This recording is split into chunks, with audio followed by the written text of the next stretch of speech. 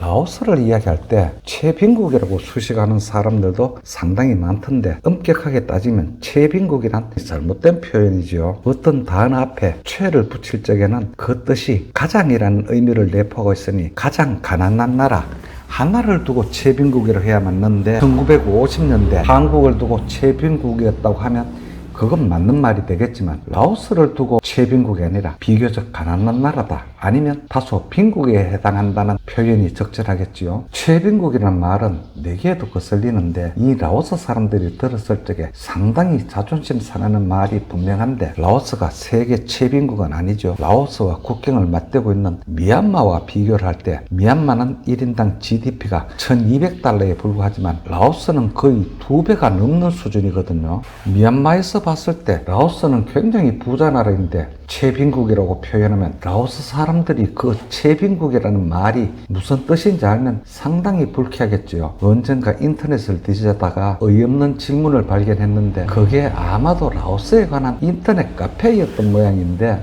질문한 사람이 라오스에 못 와봤다면서 라오스가 우리나라 몇 년 정도의 수준이 되느냐고 질문을 올리니 그 카페의 한 회원이 답하기를 우리나라 60년대 수준이라는 답기를 보고 우리나라가 60년대에 청바지 뒷주머니에 스마트폰을 꽂은 채 오토바이를 타고 다녔었나? 왜 60년대 수준이라고 했을까? 그걸 의심하고 있는데 질문한 자가 고맙다는 듯이 60년대 수준이라는 그 답글 아래 또 댓글을 달았던데 자기는 72년생이라면서 자기가 어릴 적에 외갓집에 갔었는데 초가지붕에 호롱불을 덜먹이며 라오스가 어느 정도의 수준인지 상상이 된다고 하면서 앞으로 40 내지 50년이 있으면 라오스도 우리나라 수준이 되겠다고 하던데 12년생이면 대충 50 초반쯤 되겠지요. 혹시 그런 사람이 이 나라를 대상으로 호롱불에 쓰이는 성냥공장이나 초가지붕을 이을 때 쓰이는 새끼공장을 차리겠다고 건너면 어쩌나 노파심인지 은근히 걱정이 되기도 하던데 어느 나라나 경제나 문화 수준을 물을 적에 우리나라 몇 년 정도 되느냐고 우리나라를 기준으로 물으면 정말 곤란하거든요. 우리나라만큼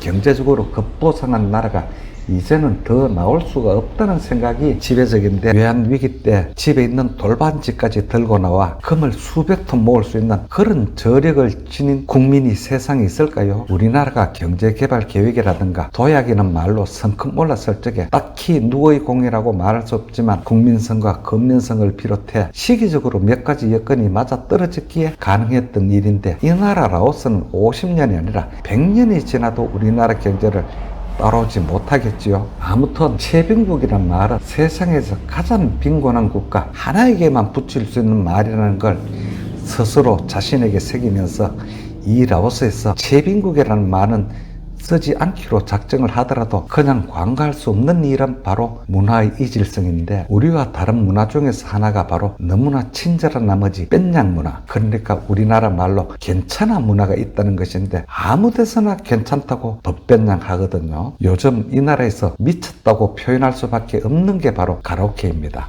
제가 보기에는 이 라오스에서 가장 미운 틀이 박힌 게 바로 가라오케인데 가라오케 이거 사람 살짝 미치게 합니다. 어느 동네가 또 지나다니다 보면 마당에 가라오케를 내놓고 볼륨을 끝까지 올려놓은 채 삼삼오오 노래를 부르며 맥주를 마시는 모습이 낯설지 않고 어디를 가더라도 쉽게 볼 수 있는 라오스의 일상 중에서 참 진한 풍경인데 법변양이라는 말과 가라오케를 접목하면 문화가 다른 한국 사람들은 살짝 미치게 되지요. 그렇게 가라오케를 틀어놓고 노는데 볼륨 좀 줄여달라고 하면 법변양 괜찮다는데 이웃에 사는 사람으로서는 어지간히 환장하겠지요. 어느 토요일인가 인내의 한계선에 도달했지요. 골목을 하나를 사이에 둔 맞은편 집에서 아침 8시부터 시작해서 새벽 2시까지 노래 중간중간에 지르는 괴성 참 어지간했습니다. 그건 이미 음악이 아니라 소음을 넘어서서 듣기 싫은 비명으로 성격이 바뀌었는데 찾아가서 볼륨을 좀 줄여달라고 하면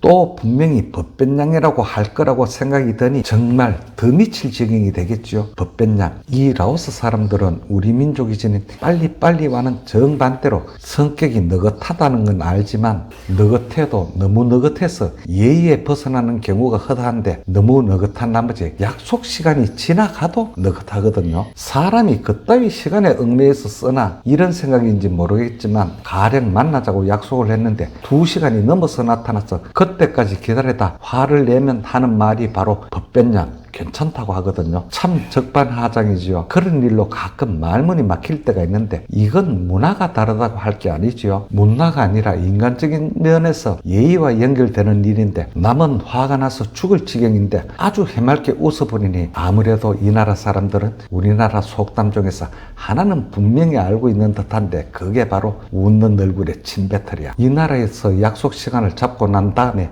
약이 오르지 않는 방법이 딱 하나가 있는데 약속 시간을 잡으면 약속 장소에 나가면서 손목시계를 2시간쯤 뒤로 돌려놓고 그 시계를 보면서 기다리면 정확히 제 시간에 나타납니다. 2시간 뒤로 돌려놓은 그 시계를 보고 30분 정도 일찍 오면 오히려 고맙다고 해야 할까요? 아무려나 가로케 지나가다가 잠시 듣는 건 괜찮은데 이웃에서 허구한 날 틀어대는 걸 듣고 참아주려니 어지간히 스트레스가 받게 되고 그래서 자꾸 밖으로 나돌게 되었는데 미운 털이 박힌 가라오케 때문에 치명적인 한 가지 실수를 한 게 있어요. 조금이라도 잘못되면 인간은 책임을 다른 곳에 전가한다고 했지요. 가라오케 탓이 아니라 분명히 제 실수인데 이제는 들어오는 수입이라고는 간간히 들어오는 원고료밖에 없습니다. 모든 사업을 다 접고 이제는 그 원고료가 유일하게 밥을 물고 오는 수단인데 한 군데 원고 마감 기한을 넘겨버린 거죠. 무명 소설가로서는 참 치명적인 실수인데 그 원고는 한국의 어느 문학 잡지로 보내는 게 아니라 미국으로 보내는 건데 운이 좋게도 무명 소설가의 미국인이 읽는 영문 문학 잡지에 소설을 발표하는 기회를 잡은 거지요. 그렇게 연결되기가 쉽지 않은데 미국의 어느 도시에서 발행되는 영문 문학 잡지인데 원고 마감 기한을 근 보름이나 넘기고 난 뒤에 아차 싶어서 원고를 보냈더니 나온 답장이 이미 편집이 종료되었다는데 그 잡지사는 원고료를 상당히 많이 주거든요. 그리고 미국에서 세금을 떼지 않고 그대로 들어오는데 무명 소설가의 수입치고는 완전히 꿀이지요. 참고 삼아서 무명 소설가의 원고료 수입을 밝히자면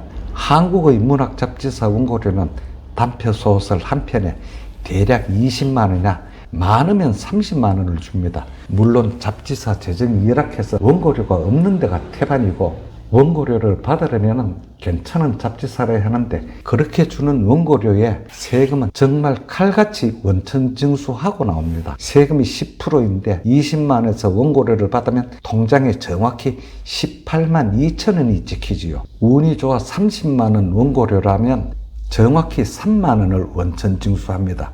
그러나 미국 달라스라는 도시에서 발행되는 그 영문 문학 잡지는 단편 소설 한 편에 $400가 고스란히 통장에 꽂히는데 $400면 지금 환율이 높아 거의 60만 원. 원고료는 한국의 곱절이 넘는데 이미 한국에서 발표했던 작품을 번역하기 조금 수월하게 살짝 고쳐서 보내도 무방한데 그런 꿀단지에 원고 마감 기한을 놓쳤으니 어디 눈을 흘기거나 원망할 데는 없고 이웃의 가라오케를 물고 늘어진 거지요.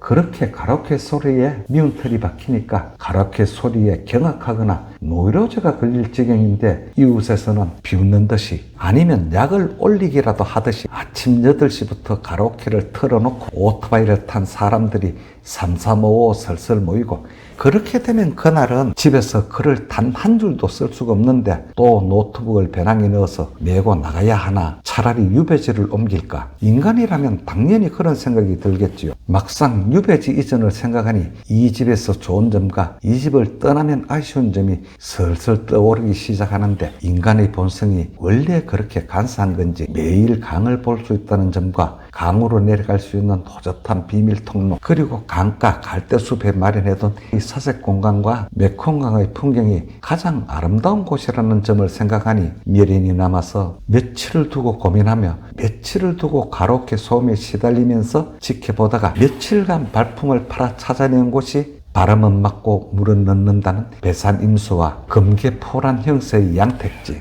메콩강 물길을 따라서 25km를 더 내려가서 호젓한 강변의 시골 마을 외딴 집인데 미운 털과 법변양 문화가 더 좋은 곳으로 가도록 만들었다고 생각하니 전화위복과 세옹지마라는 말이 들린 말이 아니구나 새삼 느끼게 되던데 다음 영상은 금계포란 봉황이 알을 품는 명당으로 안내해서 찾아뵙겠습니다. 선생님들 고맙습니다.